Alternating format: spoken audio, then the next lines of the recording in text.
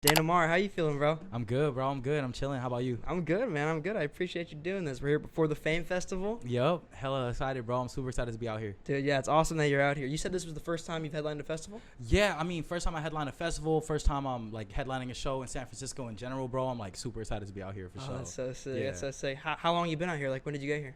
I got here like 2 days ago. Kind of Uh-huh. just kicked it with the homie on July 4th. Just been Just chilling? didn't do much. Yeah, just chilling, bro. That's Trying to have a fun. good time. Literally, like, we were talking about this in the car. There's no better place to watch fireworks, man. Yo, no, the fireworks here are great. They were Yeah. fire. Yeah, they were super dope. So you're originally from SD, right? Yeah, born and raised in San Diego, bro. East side San Diego to be exact. City Heights. Oh, okay. See, that was interesting to me because, like, when I was stalking you, looking through all your stuff, Yeah. it almost seemed like to me you were from the Bay because you have, like, a lot of connections up here, right? Yeah, no, everyone thinks I'm from the Bay, but it's just like, I don't know. I think growing up, my aunts and stuff, they just like love the Bay movement and everything. Uh-huh. So I just kind of like grew up with like Bay Area mindsets and everything. And like, I feel like I just have a lot more friends in the Bay than I do in San Diego for sure. Mm. Yeah. How'd you start, like, building that network? Like, how did you start meeting people in the Bay? Like Instagram and doing Yeah. shows. Like I would meet people through like Twitter. There was like this Twitter art collective I was a part of for a while. Oh, that cool. they would like throw shows and stuff, and like I would just drive up from San Diego to do like little shows. And that's actually how I met like the homie Chow Mein, who's Mhm. like one of my best friends out here now.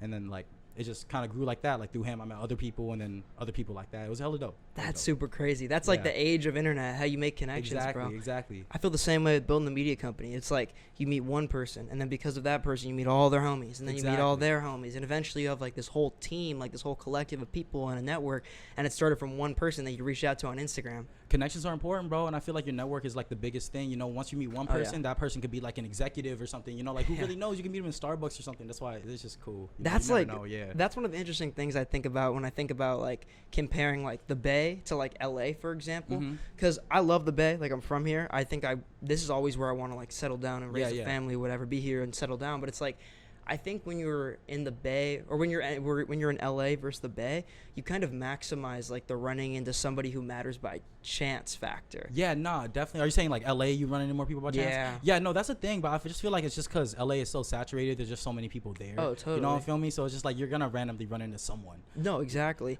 Yeah, I saw this tweet, bro, that was like, you don't know you're from LA until you see Earl Sweatshirt at a party. Yeah. And like I saw him at like this random skateboard shop opening, and I was like, is that Earl Sweatshirt, bro? It was like my first week in LA, and I was like, yeah, okay, I think I'm in LA. Yeah. Like, yeah, it was wild. He's just like outside like that. Bro, Like, he was just outside, like the skate park, like skating, just chilling. He was just having a good That's time, so smoking a J. crazy. Yeah, just hella chilling. I would not, honestly, bro. When I think of Earl, that's like the one of the only artists who I think would be like that. Yeah, like nah, he's exactly. probably so like low key when he's outside that just nobody even messes with him. Nah, bro, I just said like, what's up? I like the music, and he was like a genuine dude, bro. He was just like trying to start a conversation, just kick it, you know, and then he just went down and like into the bowl and started skating. That's Yeah, it so was hella tight, fire, yeah, it was bro. hella tight. That's like it's really cool when you meet somebody like that, like Mhm. you know, somebody you've looked up to or somebody who's influenced you, and they're genuine, like they're Exactly. super cool. Because it's interesting. Like a lot of people always say, like don't meet your heroes, don't Mhm. meet your idols, because it's like half the time you're not gonna like they're not gonna live up to the pedestal that you put them on. Exactly. But it's like when you meet somebody like that, it kind of reminds you that there really are like genuine people in this world. Yeah, yeah. You're gonna meet a lot of disingenuine people in the music business or just Mhm. any business in general, I think. But like, as long as you keep going, you feel me? You're gonna find the good people, and just don't let bad people ruin your outlook on things. You know what I'm saying? Yeah. I think that's key. Yeah. Like one thing that I've kind of learned, like navigating through the music industry specifically, it's like you can't. It's interesting because there's always going to be people who you don't get. You know, no, I don't want to say you don't get along with, but you Mhm. don't click with. You know, you're Yeah, not. no. If the energies aren't there, the energies aren't there, and I don't try to force it. That's what I was gonna say, If yeah. we aren't vibing, bro, it's just not time for us to vibe yet. Yeah. Maybe we'll vibe in the future. Who knows? You feel me? It's just not time right That's now. what I was gonna say. Yeah. Because like I feel like I spent so much time like being around people who either I looked up to or they were in like a cool position or Mhm. like they were doing something that I wanted to do, and I was like, oh, how do I like get to a place where I'm like this person respects me? But it's like that you can't waste your energy with that shit, bro. Like Yeah, just no, do exactly. you. Yup. I definitely believe that, bro. Living in SD, that's like probably it's interesting because you're in SoCal, Mhm. but it's like it's definitely removed from LA. It's like Yeah. 3 hours out. Right? It's like an hour and a half. It's like an 2 hour and hours, a half. So what kind of music industry is down there? Like, do you have like a big local scene in San Diego? So there's actually a hella big like hip hop scene out in San Oh, Diego cool. that's pretty big. You know, shout out the big bro Mitchy Slick. Shout out Lil Weirdo out there. Like, people are doing their thing, bro. Like, Lil Weirdo is a Mexican rapper. He's popping up from out there. Kyle Simps out there doing his thing, killing it. You feel me? Dago's coming up. We got Eamon. You feel me? You said that Yeah, Eamon was shout out a fan Eamon. of Eamon. You feel me? He just dropped a new song called San Diego. Really rapping for the city hard. Yeah, I'm excited to talk to him about that one. Yeah, he's fire, bro. But yeah, so the city, we got a lot of music coming out. There's a lot of pop out there too.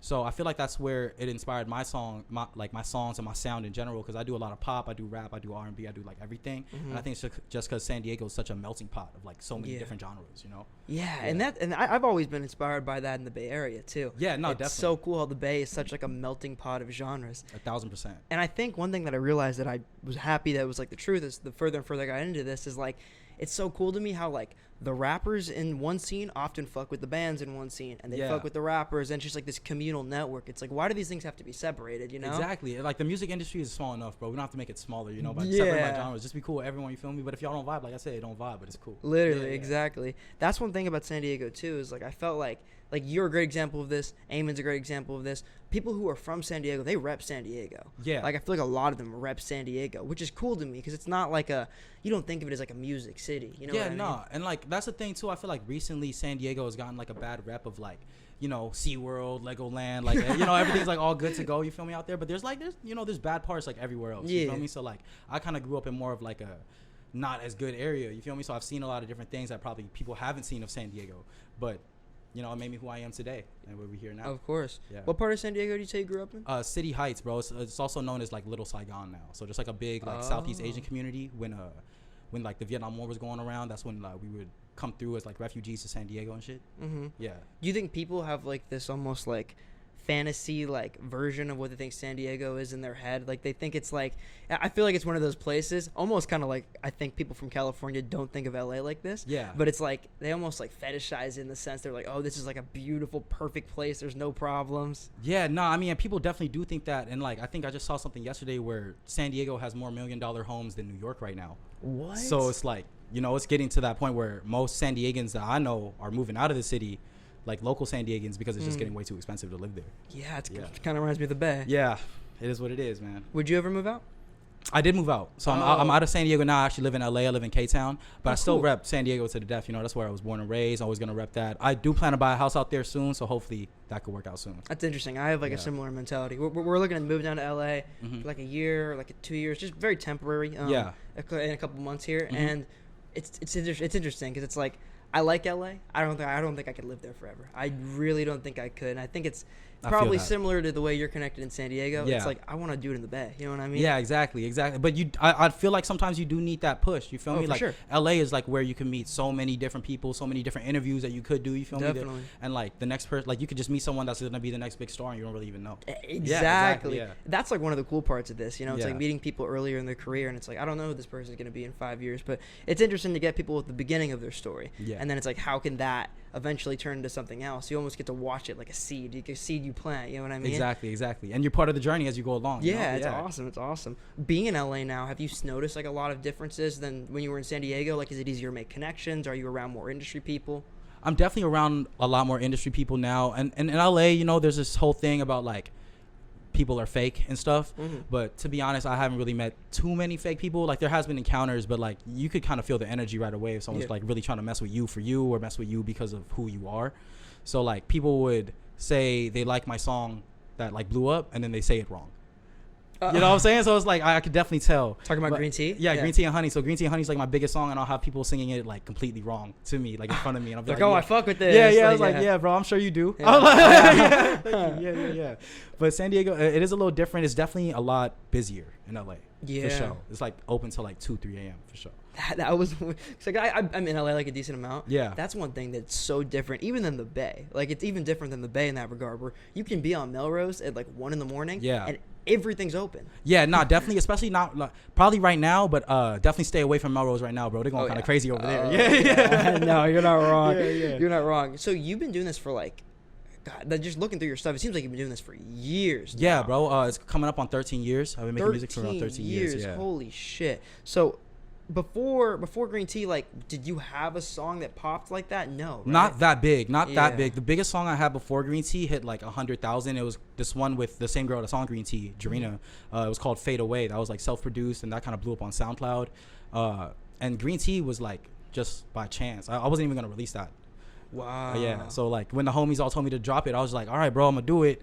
And it just became, you know, the biggest song that I have right now. That's got to be, I would imagine that, like, you know, if somebody did that, and if somebody dropped a song like that, like, a year into the career, or 2 years into their career, Yeah. and they thought it was going to go crazy, and it did, I'm sure it'd be gratifying. But for someone like you, man, Yeah. who's done this for 13 years, like, that feeling has to be just, like, how, was it overwhelming? Was it, like, scary? Or was it just, like, were you through the moon? It was a lot, bro. Like, I feel like every high I had came with a low. Like, when Green Tea hit #1 in Thailand and just hit his first million plays, my cousin got shot and died on the operating table. I'm sorry. So like, you know, like I was dealing with like, oh damn, like I'm coming up crazy in the music right now, but damn, my cousin just died. Like fuck, bro. Like you know, and that's who I started rapping with. So that shit was hella fucking with me. Like in my head, I'm like, damn, bro, should I be happy? Should I be sad? And then that just hella like got me into this point where, you know, life doesn't have to be one or the other. You feel me? Like you just got to deal with both at the same time and just kind of rock along. So right now I'm just kind of keep going and just trying to do as best I can. I totally get that. Yeah. And it's interesting. Like life has a really weird way of like, I think about this a lot. It's like when you're about to hit, and this is a great example of what you just said, when you're about to hit like a new height in your career, or a new like peak, or do something in your life that you dreamt of doing. Like I feel like the universe has to throw you like one final gut punch, one last kick to the throat to make sure the universe you're has ready to for it. humble you. You feel me? Like it has to Exactly. get you there, because like I feel like you have to be as humble as you can, because once you get too full-headed of yourself, that's when things go down. No, 100%. Yeah. You can't get too comfortable. You can never get comfortable, bro. Exactly. I always think I'm the worst one out of like every friend group I try to be in, because like I have to be around people who are better than me. Yeah. But it's good though. I think like, you know, it's funny. There's a lot of like corny quotes that I love, but I think they're so true. And one of them is like, you are who you surround yourself with. No, that's true. I think that's true. super true, bro. Yeah. I feel like as I've gotten further in my life, like when I've started like surrounding myself with people that are genuinely trying to elevate, it's pushed me. And you want to like be there for those people. You want to help those people. You want to get help from those people. You want to like build this whole community. Exactly. And that's the strength of network, man. Exactly. Yeah. Do you think, I would imagine the answer to this question is yes, but was there like another turning point before Green Tea dropped in your career where you kind of noticed things going up, like you were in the right direction, or was it all just like, boom, I'm here now? Nah, so Green Tea was like, you know, after a lot of trial and error. Right before Green Tea, I was a part of this Korean TV show called Show Me the Money. It was like a rap reality TV show. They flew me out to Korea for that. I was out there for like 2 seasons.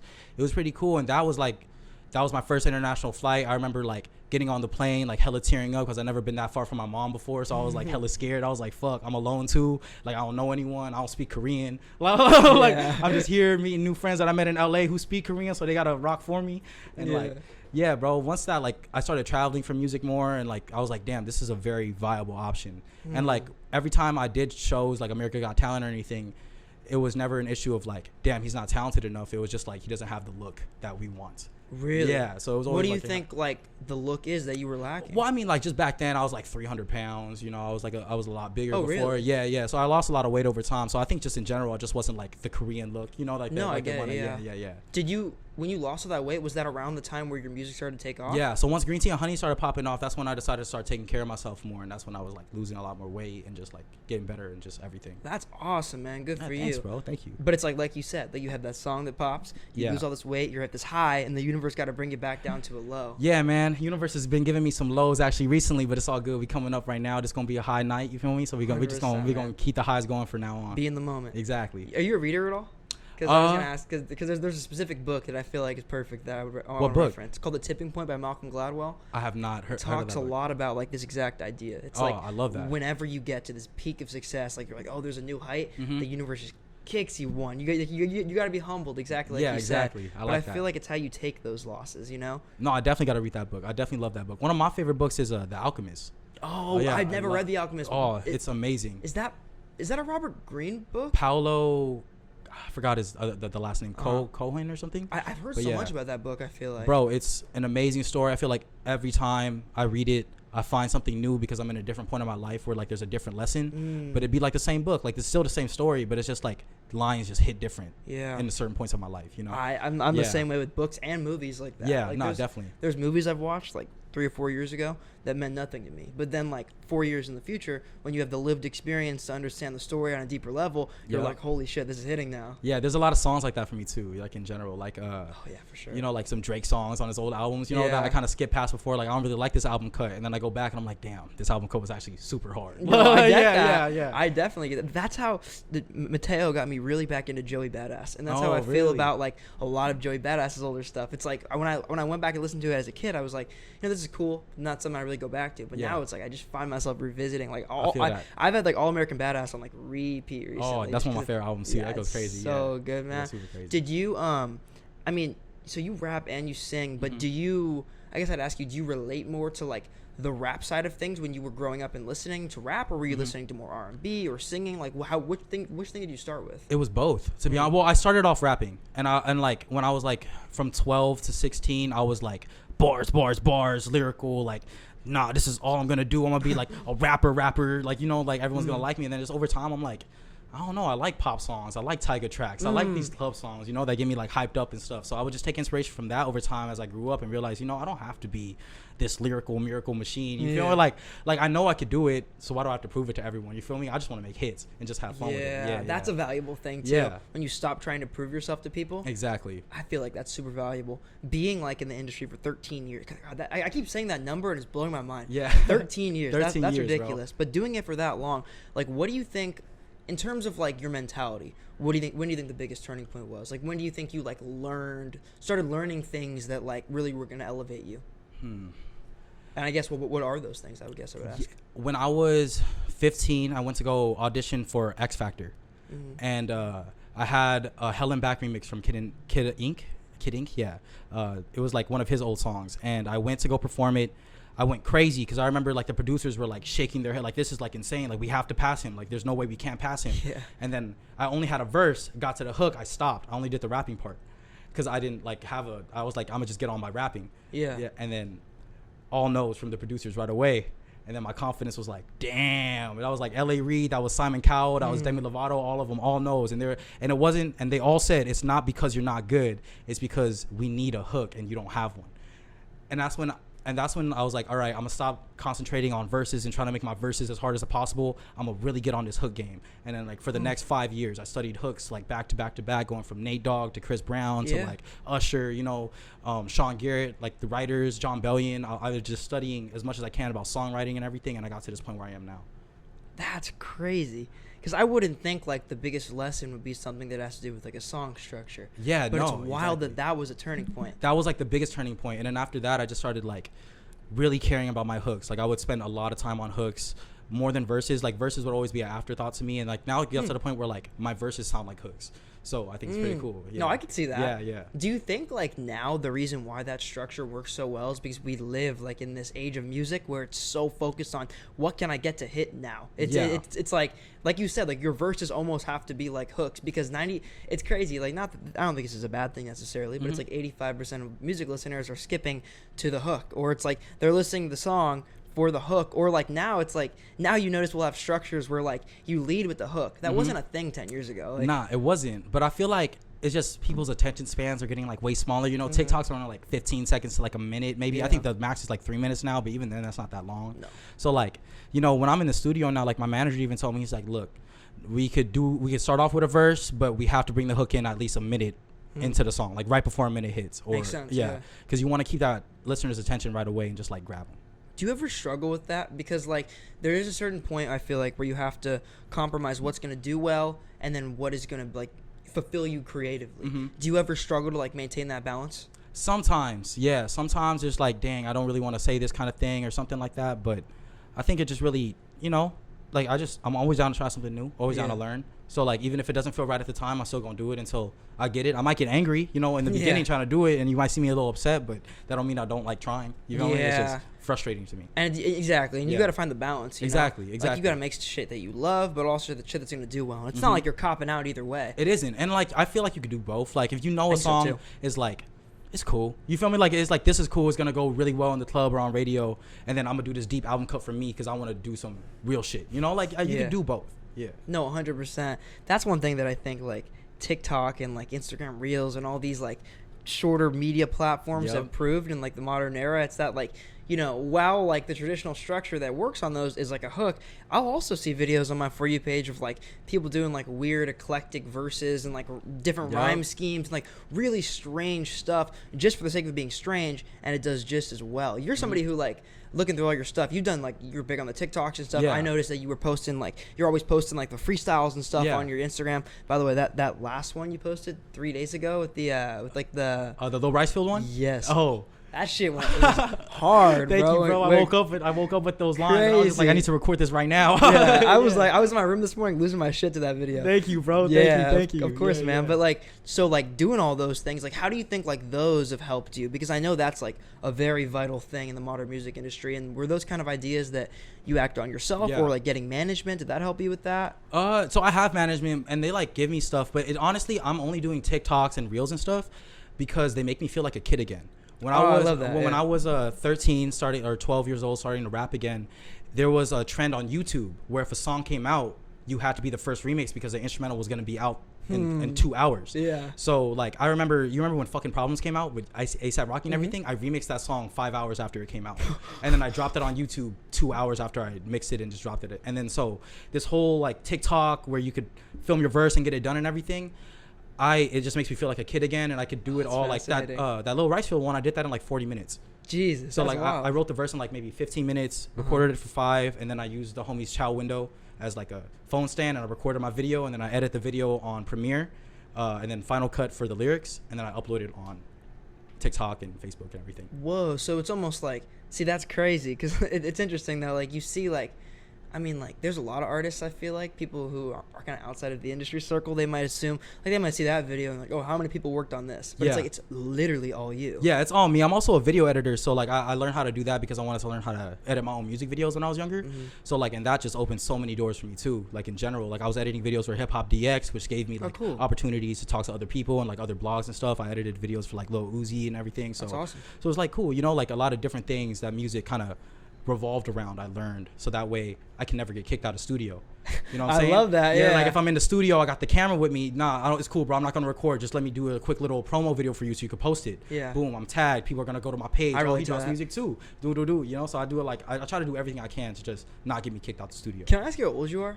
Yeah, I'm 25. Okay, because the reason I ask is because like you seem like a total internet kid. Like did you grow up on the internet? I grew up like on the music internet. And stuff. Grew up on the internet. Because that's exactly the energy I get from you. Because I was the same way. I'm 20, but the exact same thing. I grew up literally on YouTube, like looking through songs on YouTube or like stuff like that. You know, watching covers on YouTube and stuff. Exactly. And that's how like people will blow up, like those covers or like those blogs, like Two Dope Boys. Or, like all those other blogs. Yeah. Or now like the new ones are like Cuff Boys. Yeah, and stuff, all exactly. Those fools. Yeah. It's a whole shout out Hive Mind. Hive Mind's dope. Yeah, Hive Mind's fire. Fire. It's a whole different like thing. You being a rapper and a singer, and you do a lot of your own production, right? Not all of it, but I do some of it. Yeah. And then also, I mean, it seems like you're a video editor. You do all these things.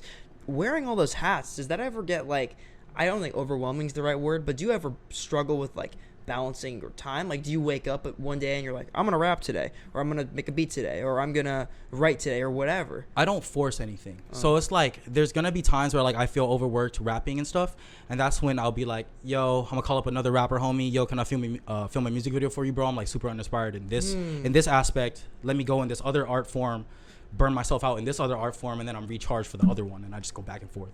Oh, I think that's a really good way to look at it. So like if I'm burnt out, I'm not gonna force myself to make the songs. I'm just gonna kick it for a little bit, maybe take some pictures for some homies, do some quick videos, look at some TikTok content ideas that I could like get ideas from or something, you know, and just work on other things like just regular content instead of like the rap content for a little bit. That's super cool, because then it's not like you're just bowing out and not doing anything creatively. Yeah. It's like you're just, you know, kind of transferring your energy into a different creative field for that time, and that way it gets you re-inspired, it gets you better, and you pick up all these different traits and things you can do for other people and yourself. Exactly. Yeah, that's awesome, man. I guess I would ask you too, like in that same regard though, do you like as a creative ever try to get like did you ever struggle with anybody trying to pigeonhole you as like a rapper or a singer or a director or like is that ever hard?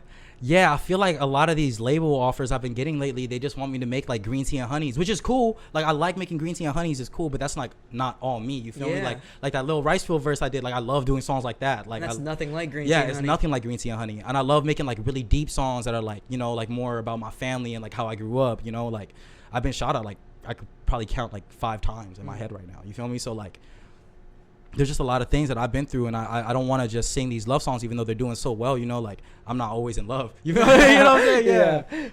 That's awesome, though, man. Hey, bro, I appreciate you sitting down. I'm excited for your set. Thanks, man. I'm super excited for this, too. I'm going to have to catch it, man. Yeah, please I come out, bro. appreciate you, man. Yeah, of course, no issue. Thank y'all for having me. I appreciate y'all. Yeah, let them know where they could stream your music. If you got any shows coming up, follow you on Instagram. Yeah, so make sure y'all hit me up everywhere. It's at Dane Amar, at DaneAmar. It's across all platforms, so it's easy to find. Dane Amar on Spotify. We're almost at 1 million monthly listeners. Make sure y'all tap in, for real. Yeah. All right, Dane. Appreciate you, man. Thank you so much, bro. Oh, thank you, bro.